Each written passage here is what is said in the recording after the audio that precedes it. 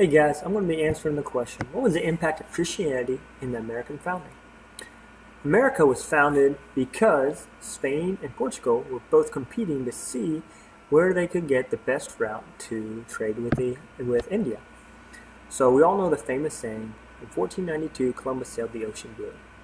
So Columbus was going west to see if he could reach new land, and he did. So little did he know, instead of reaching India, he actually reached North America and South America.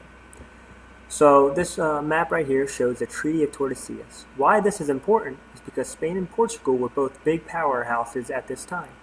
So if we look at the line right here, Treaty of Tordesillas, you can see everything to the right of that, or to the east, would have gone to Portugal, and everything to the left, to the west, would have gone to Spain.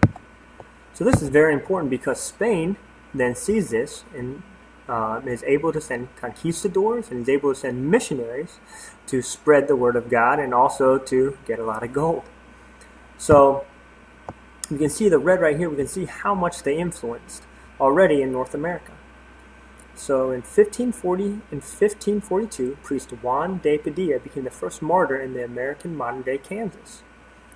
Now over time, this became Catholicism because of Spain's role in it. You can see they were already in Florida. France then took the next lead going into Canada. Something that we have to understand is that England and France have always been at competition. So since 1066, the Battle of Hastings, they've always been competitions for one another. And then when Henry VIII became Anglican, it just really increased that much more. So France was able to found Quebec, which is basically right around here, in 1608 by Samuel de Champlain. So they were able to use this waterways in the Great Lakes to the Mississippi, and the Jesuit missionary Jacques Marquette was able to go down and claim all this land and territory for France, as well as go and spread the word to all the Indians that were in this territory. Now this leads us with the British colonies. In 1584, an Englishman named Richard Hakluyt, sorry for my pronunciation, who was a pious geographer who believed it was his Christian duty to convert the Indians, knew that not all Englishmen felt this way. So he enticed men with the ability to have plantations and wealth in the New World. This led Sir Walter Raleigh in 1585 to send a group to establish in the New World. This place that he established was called Roanoke Island. This was established in 1585, and we don't know what really happened to it. We just know it disappeared.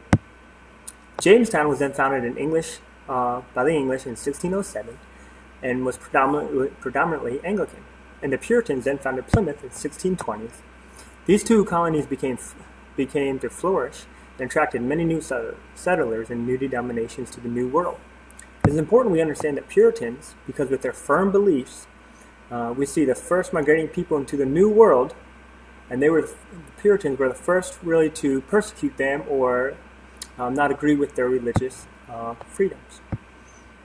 In a nation with a soul, it states that the Puritanism can be defined as a name we give to a distinctive and a particularly intense variety of early modern Reformed Protestantism, which originated with the unique context of the Church of England, but spilled out beyond it, branching off into divergent, dissenting streams, overflowing into the other lands and foreign churches.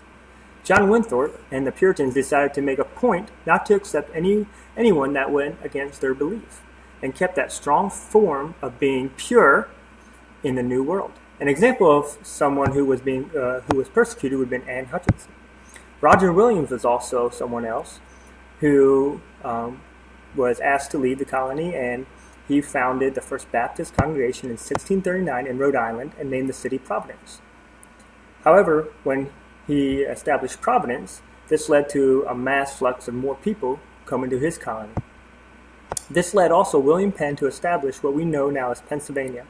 Maryland was then founded by George Calvert's son for a safe haven for Catholics, and in Virginia and the Carolinas were predominantly Anglican. Looking at the states and borders in the United States, we can tell that Christianity had a lot to do with the foundation of our country. From the language and religion that is spoken in Mexico and South America, to the language and religion dominated in Canada. Then looking at the first 13 colonies, we can tell names and cities that don't just speak of the New World, but the significance Christianity played. And here are my resources. References. Thank you.